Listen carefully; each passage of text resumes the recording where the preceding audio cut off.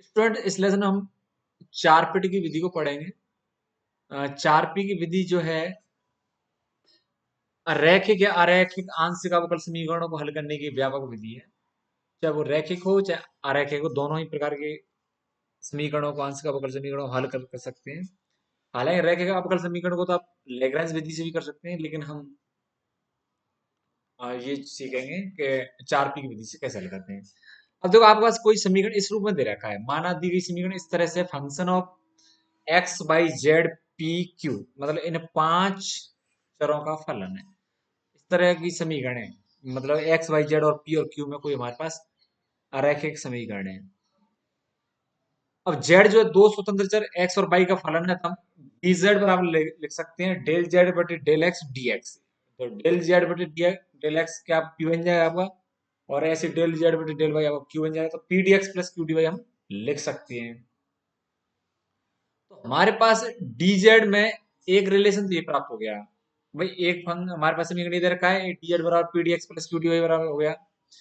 तो समीकरण एक के अतिरिक्त हमें पी और क्यू में एक अन्य संबंध और प्राप्त करना है, ताकि इनकी सहायता से पी और क्यू के हमारे पास मान प्राप्त हो जाए, और उन्हें हम समीकरण दो में स्थापित करके पूर्ण हल ज्ञात कर सकते हैं। हमारे पास एक तो समीकरण दे रखा है, अब हमारे पास एक और ऐसा संबंध प्राप्त करना है पी और क्यू में, जिससे हमें क्या है, एक समीकरण से और दूसरा जो हम प्राप्त करें उससे पी और क्यू का मान निकाल के हम समीकरण इस दो में रख दें। उसके लिए हम क्या तरीका अपनाते हैं कि माना एक हमारे पास ऐसा फलन है, capital F x y z और पी और क्यू का बराबर 0 माने, हमने ये माना, इसका हम एक्स के सापेक्ष आंशिक अवकलन करें, तो ये आपको बनेगा डेल एफ बटे del x plus P del F बटे डेल जेड, क्योंकि आप डेल एफ भाई, एफ जो किसका फलन है, एक्स वाई जेड और पी और क्यू का, del F del x, del F का वाई के सापेक्ष नहीं होगा, क्योंकि एक्स और वाई आपके वाई के सापेक्ष नहीं करेंगे, एक्स सापेक्ष करें तब। अब जेड के सापेक्ष करेंगे, और फिर जेड क्योंकि एक्स का फलन है, तो डेल जेड बटे डेल एक्स आ गया तो पी बन जाएगा, डेल एफ बटे डेल पी, डेल एफ बटे डेल क्यू। इस तरह से आपका ये बन जाएगा पी, ये इस बन जाएगा। बाई साबित करने पर आपका यहाँ पी क्यू हो जाएगा, जहां जहां आपके एक्स है वहां बाई बन जाएगा। ये आपका आएगा। अब ये जो समीकरण है चार, देखो ये समीकरण जो आपको ऊपर प्राप्त हुआ है, ये इसमें से हम डेल पी बटे डेल एक्स का विलोपन करेंगे, तो क्या बनेगा आपका, देखो ये डेल एफ बटे del x plus del F बटे डेल जेड बटे पी, ये पूरा जो है आपका इन दोनों में से ये आपका आया है। हमने क्या किया है, जो हमारा समीकरण एक है और समीकरण दो है, समीकरण एक है और समीकरण जो तीन हमने माना है, इन दोनों का हमने एक्स के सापेक्ष आंशिक अवकलन किया है, जिससे हमारे पास दो रिलेशन प्राप्त हो गए हैं। अब दोनों में से हम क्या विलोपन करें, डेल पी बटे डेल एक्स, तो यानी सिमिलर पदों के आप वो कर लें तुलना, डेल पी बटे डेल एक्स वाले यहाँ से आपका डेल एफ बटे del x plus P del F बटे डेल जेड डेल एफ बटे डेल पी, ये पद जो है आपका, ये तो ये हटा लिया आपने पद, ठीक है ना, ये अब यहाँ तक आ गया डेल एफ बटे del x plus del F but ये आ गया आपका, बराबर में आपका डेल एफ बटे डेल की इसके आएंगे ये पद, ठीक है। अब इन दोनों में से डेल एफ बटे डेल क्यू हम यहाँ गुणा कर लेंगे इधर, और इस डेल एफ बटे डेल पी का ये, तो हम ये आ जाएगा हमारे पास डेल एफ बटे डेल एक्स और डेल एफ बटे डेल पी, डेल एफ बटे डेल एक्स डेल एफ मतलब पी एक्स वाले पद और जेड पी वाले और क्यू पी वाले टर्म में इस तरह से आएंगे। अब समीकरण 6-7 से इसी प्रकार डेल क्यू बटे डेल वाई का विलोपन करें तो उसमें से भी ये हमें प्राप्त हो जाएगा, किंतु हम जान हमें क्या है कि पी का हम वाई के सापेक्ष करते हैं या क्यू का हम एक्स के सापेक्ष करते हैं, तो हमारे पे ये बनता है एस बन जाता है, डेल टू जेड बटे डेल एक्स डेल वाई, वो जो है आपका बन जाएगा। तो ये आपका एस होता है, दोनों बराबर होंगे। हमारे पास समीकरण जो 8 प्राप्त हुआ, समीकरण जो 9 प्राप्त हुआ, उनका योग करके हमारे पास पदों को जमा लेंगे तो ये हमारे पास बन जाता है ये। अब जो को ऐप को ज्ञात करने के लिए प्रथम कोटि की रैखिक समीकरण है, क्योंकि आपस में पी और क्यू है केवल एक एक घात के, तो इस ये लाग्रांज विधि से हम इसे हल कर सकते हैं। लाग्रांज विधि से देखो इसके आ जाएंगे ये आ जाएंगे लाग्रांज विधि, D P D Q D Z और D X D Y del F में, डी एफ में। तो डीपी के बटे में आएगा डेल एफ बटे del x plus P del F del Z. D के बटे में आएगा डेल एफ बटे del Y plus Q del F del Z बराबर डी जेड बटे minus P del F D P del P minus q del F Q बराबर में D x के बटे माइनस डेल एफ बटे डेल पी बराबर d y के बटे माइनस डेल एफ बटे डी वाई डेल क्यू बराबर डेल एफ बटे डेल जीरो। ये जो है आपका 4p का अभिलक्षण समीकरण है, ये हमें ध्यान रखना है, आया हुआ है आपका 2018 में यूनिवर्सिटी एग्जाम में। तो डीपी के बटे में आपको ये याद रखनी है, डीपी के बटे में आपको डेल एफ बटे del x plus P del F del Z, d की को बटे में डेल एफ बटे del Y plus Q del F del z और डी जेड बराबर आएगा आपका माइनस में। अब आपको डी एक्स के बटे में होता है माइनस डेल एफ बटे डेल पी,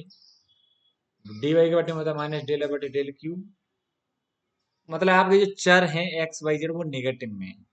आपका एक्स है वो माइनस डेल एफ बटे डेल पी है, डी वाई है वो माइनस डेल एफ बटे डेल क्यू है, और डी जेड के बटे में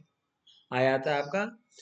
इस वाले में पी का गुणा करके p d x plus q d y होता है आपका डी जेड। तो आपको यहाँ इसमें पी का गुणा करके इसमें क्यू का गुणा करके ये आपको डी जेड आएगा, दोनों को जोड़ने पर। ये आपका अभिलक्षण समीकरण है। तो देखो इनको हम कैसे करेंगे भाई, हमारे पास पहले तो कोई भी समीकरण दे रखा है उसमें बराबर में जीरो कर लेंगे, ठीक है। और इसको हम जो है हल करने के लिए एक किस तरह से हल करेंगे, एक एग्जांपल के द्वारा समझते हैं। हमारे पास ये एग्जांपल है p x plus Q Y बराबर पी क्यू। इसे पहली बात तो इस पी क्यू उधर ले आओ, p x plus Q y minus p q बराबर जीरो आ गया। अब चार पी की विधि लगाएंगे तो आप उसे चार पी सहायक समीकरण में चाहिए हमें डीपी बटे ये डेल एफ बटे del x plus P del F del Z बराबर डी क्यू बटे del F del Y plus Q del F del Z बराबर डी जेड बटे minus P del F del P minus q del F del q बराबर d x के बटे में minus del F बटे del p बराबर d y के बटे माइनस डेल एफ बटे डेल क्यू बराबर डी एफ बटे जीरो। अब आप डेल एफ बटे डेल एक्स इसमें से निकालें, इसमें से तो आप एक्स के साथ करोगे तो पी आ जाएगा, वाई के साथ इसका जेड इसमें है नहीं तो ये जीरो हो जाएंगे, यहाँ जीरो हो जाएगा। ये डेल एफ बटे डेल वाई करोगे तो आपका आ जाएगा क्यू आ जाएगा, तो ये डी पी के बटे पी और डी के बटे क्यू आ जाएगा। और डी एक्स और डी वाई निकालोगा माइनस डेल एफ बटे del P minus del F बटे डेल क्यू। फिर आप इसमें इसमें पी का गुणा करेंगे और इसमें क्यू का गुणा करेंगे, जोड़ेंगे तो आपका ये डी जेड के नीचे आ जाएगा। अब प्रथम दो समाकल हैं, इनमें आप जैसे लैग्रेंज विधि हम करते थे वैसे लैग्रेंज की विधि की तरह हम इसको समाकलन करेंगे दोनों पे, प्रथम दो समाकलों पे। तो आपका आ जाएगा लॉग पी बराबर लॉग क्यू प्लस लॉग ए। तो पी बराबर आपका आ गया ए क्यू, पी बराबर आपका आ जाएगा ए क्यू। अब इस समीकरण का P बराबर ए क्यू का हम जो दिया हुआ समीकरण था उसमें इसमें उपयोग करेंगे। P की जगह आपको रखना ए क्यू, तो आपने P की जगह ए क्यू रखा तो आपका आएगा A Q X plus Q Y बराबर ए क्यू स्क्वायर। तो आप क्यू ए देखो यहाँ से सभी जैसे क्यू आप कॉमन है, क्यू इधर कट जाएगा, तो क्यू बराबर आपका आ जाएगा ए एक्स प्लस वाई बट्टे ए एक्स प्लस वाई बट्टे ए। ये आपका क्यू का मान आ गया। अब क्यू के इस मान को कारक आप इसमें देखो, क्यू में अगर एक गुणा करते हैं पी का मान आ जाता है, तो पी का आपका हो जाएगा पी बराबर वाई प्लस ए एक्स। अब ये माना कारक है डी जेड बराबर p d x plus q d y में,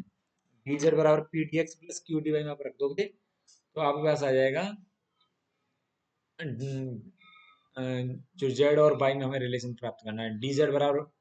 y plus A X D X Y plus X बटे ए डी वाई। ए से हम गुणा कर देते हैं तो ए डी जेड बराबर A Y plus A X D X Y plus A X D Y. हमने अगर वाई प्लस एक्स को अ, अब ये वास्तव में देखो ये जो है ये कब प्राप्त होगा, आप देखें एक तरह से अगर हम समाकलन करते हैं तो समाकलन करेंगे तो आपका ये कब प्राप्त होगा, ये देखें तो इसको समाकलन करेंगे आप तो ये इसमें ए एक्स डी एक्स ये दोनों समाकलन कब बनेंगे, इसे ऐसे मानो एक तरह से y प्लस ए एक्स को आप कॉमन ले लें बाहर, तो आपको क्या बनेगा a d x plus d y बनेगा। तो y प्लस ए एक्स एक तरह से एक चर है, और अगर एक बटे दो और हम y प्लस ए एक्स में दो घात लगा दें उसके आप समाकलन नहीं कर लो, एक तरह से y प्लस ए एक्स को आप एक t मान लें तो आप t और y प्लस ए एक्स का अवकलन करें तो क्या बनेगा a d x plus d y, वो आपका बनेगा कोष्टक में वाई प्लस एक्स और टी माने तो वाई प्लस एक्स का वो समाकलन करना है, तो वाई प्लस एक्स समाकलन करेंगे तो वाई प्लस एक्स की घात 2/2 आ जाएगा प्लस। विचित्र तो आपके पास एक तो ए आया था पहले और ये नया आप समाकलन करने के बाद एक और अचर जोड़ेंगे बी। आपके पास दो विचित्र मतलब दो अचर हैं, तो विचित्र हल ज्ञात करने के लिए आपको ए और बी के सापेक्ष इसका आंशिक अवकलन करना पड़ेगा। आंशिक अवकलन करोगे तो आप बी के सापेक्ष करोगे तो बस क्या प्राप्त होगा, 0 = 1, जो कि मान्य नहीं है, ये संभव ही नहीं है, तो विचित्र हल जो है आपको विद्यमान नहीं होगा। व्यापक हल ज्ञात करने के लिए आपको क्या करना पड़ेगा, बी को एक ही टर्म में, मतलब हम एक बी को ए का फलन मान लेंगे, बी को ए का फलन मानेंगे तो बी बराबर function of five five function of A, ये रखने पर आपको ये बन जाएगा बी, और इसी का ए के हिसाब से अवकलन कर लेंगे तो आपको ये बन जाएगा। अब भाई हमारे पास ये 8 और ये अवकलन करने के बाद 9, इन दोनों से हम ए का लुप्त करके हल प्राप्त कर सकते हैं, लेकिन इनको ए से लुप्त कैसे करेंगे, क्योंकि फंक्शन फाइव का हमें कोई शर्त दी नहीं है, पर ऐसा हम लिख लेंगे कि इन दोनों में से अगर हमारे पास कोई हो तो ए को हम विलुप्त करते हैं तो व्यापक हल प्राप्त हो सकता है। कई बार पूर्ण समाकल ही पूछा जाता है कि 4p विधि से पूर्ण समाकल निकाल कीजिए। अब देखें एक और एग्जाम्पल आप देख लें, p² + q² बाई बराबर qz, p² + q² by minus qz बराबर में 0 लिख लेंगे और उससे मान लेंगे फंक्शन f किसका, एक्स वाई जेड और पी क्यू का। अब इसका अवकलन देखो, अगर आप dx dy के बटे में ज्ञात करने हैं तो dx के बटे में आता है माइनस डेल एफ बटे डेल पी, तो पी के सापेक्ष करेंगे आप इसका तो क्या आएगा 2py, नेगेटिव चिन्ह होता है तो -2py, और इसका करोगे तो यहाँ पे -2qz 2qy, और जो क्यू सापेक्ष कर रहे हैं तो आपका ये आ जाएगा क्यू सापेक्ष जेड आएगा प्लस का जेड, क्यों नेगेटिव चिन्ह ले रहे हैं, तो -2py तो आएगा आपका dx बटे में, और इन इसमें p का गुणा करेंगे तो -2p² बाई, और इसमें हम गुणा करेंगे क्यू का तो -2q² बाई और प्लस बाई जेड, मतलब क्यू जेड, ये बन गया आपका डी जेड। डीपी के बटे में क्या आएगा आपका डेल एफ बटे डेल एक्स, डेल एफ बटे डेल एक्स, तो इसमें है ही नहीं डेल एफ बटे डेल एक्स, तो क्योंकि डेल एफ एक्स तो है नहीं इसमें कहीं, तो हो जाएगा 0, लेकिन आपका पी डेल एफ बटे डेल जेड है, तो डेल एफ बटे डेल जेड करेंगे तो माइनस क्यू है, और इसमें पी का गुणा करें तो minus p Q. D q बटे में आपका डेल एफ बटे डेल वाई, तो है इसमें डेल एफ बटे डेल वाई, तो वह आएगा p² + q², फिर करेंगे क्यू डेल एफ बटे डेल जेड तो आपका -q² आ जाएगा, तो -q² से q² कट जाएगा, बटे में p² रह जाएगा। इन दोनों को हम प्रथम दो पद से फिर हल करेंगे, -pq बटे p², पी से p कट जाएगा, dp के बटे में ए क्यू और डी के बटे में रहेगा p², तो ये आपके p dp + q dq बराबर 0 बन जाएगा, समाकलन करने पर p² + q² बराबर a²। अब इसमें से दो का जो समीकरण आया हमारे पास, इसका प्रयोग हम करेंगे समीकरण एक में, यहाँ पर p² + q² by minus Q Z, p² + q² जगह में a² लिख दिया बराबर क्यू जेड, तो q का मान आएगा आपका a² y बटे जेड। अब a² y बटे जेड ये q का मान है, यस हम दो में रख लें, यहाँ q का मान a² y बटे, तो इसको देखो आपको p बराबर आएगा a² minus q² under root में, तो a² हम q² यहाँ मान रखा, तो नीचे हर में तो आ जाएगा जेड, और जेड² का यहाँ a² भी बाहर ले लेंगे तो ये आ जाएगा a² अंडर रूट से a² बाहर निकालें तब ये आ जाएगा बटे में जेड, तो z² minus a² by a² ये आ जाएगा। अब ये आपके p और q के मान रखने हैं किसमें, dz बराबर p dx plus q dy में रखेंगे। dz बराबर आपका p का मान आया a बटा z under root z² minus a² by a² dx plus a² by z dy, नीचे से आपका z है, z को हम गुणा कर लेंगे dz में, तो जेड डी जेड माइनस इसको ले आएंगे a² बाई डी वाई, बटे में आपका ये आ जाएगा under root z² minus a² by a² बराबर a dx। समाकलन से आप देखो इस हर का अगर आप अवकलन करते z² minus a² minus y² का, तो क्या बनेगा ऊपर आपका 2z dz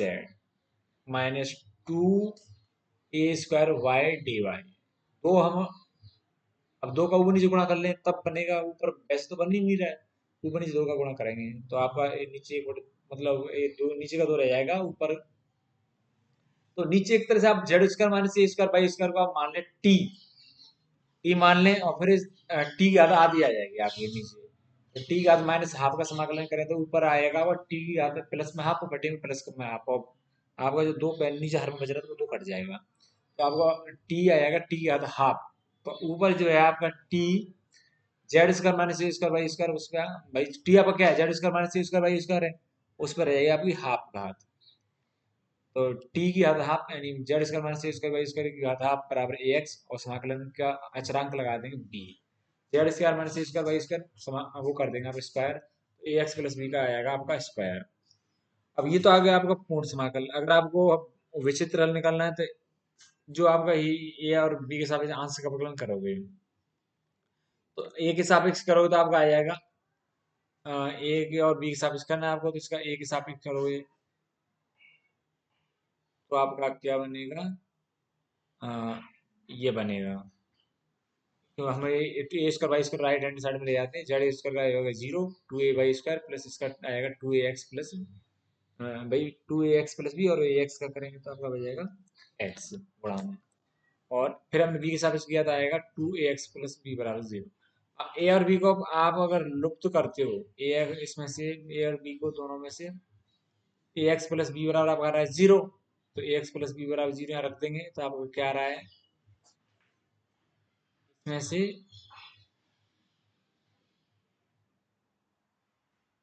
ए एक्स प्लस बी का मान जीरो है, तो आप इसमें रखेंगे यहाँ तो ए बाई स्क्वायर का मान आएगा आपका जीरो। अब इस ए का मान अगर आप जीरो रख देती हैं तो आपको क्या आएगा, ए एक्स प्लस बी का मान यहाँ जीरो कर दें, और आपका इधर इसमें से ए बाई का ये मान आ रहा है आपका जीरो, तो यहाँ भी जीरो कर दो, जेड बराबर जीरो आ जाएगा आपका, क्योंकि ए एक्स प्लस बी का मान जीरो है तो यहाँ रख देंगे, और आपका ए बाई का मान भी आ रहा है जीरो, ए बाई स्क्वायर का मान, तो वो भी आप भैया आपको मान किसके निकालने हैं, ए और बी के, तो बी का ए पर एक्स प्लस बी का तो मान जीरो ही आ गया, और आपके यहाँ से ए का मान भी जीरो आ रहा है, तो इसमें जेड बराबर आपका जीरो बन जाएगा, जो आपका क्या है, सिंगुलर सॉल्यूशन है। व्यापक हल पहले की तरह से आप बी को फाइव मान लेंगे, और बी के बराबर या एक हिसाब से आंशिक अवकलन करोगे आप, तो आपको ये प्राप्त हो जाएगा। आप आंशिक अवकलन करने के बाद ये दोनों समीकरण से आप ए को लुप्त कर दो, व्यापक हल प्राप्त हो जाएगा। ठीक है ना, ये केवल आपको लिखना है, इसमें हल नहीं होता है। ठीक है।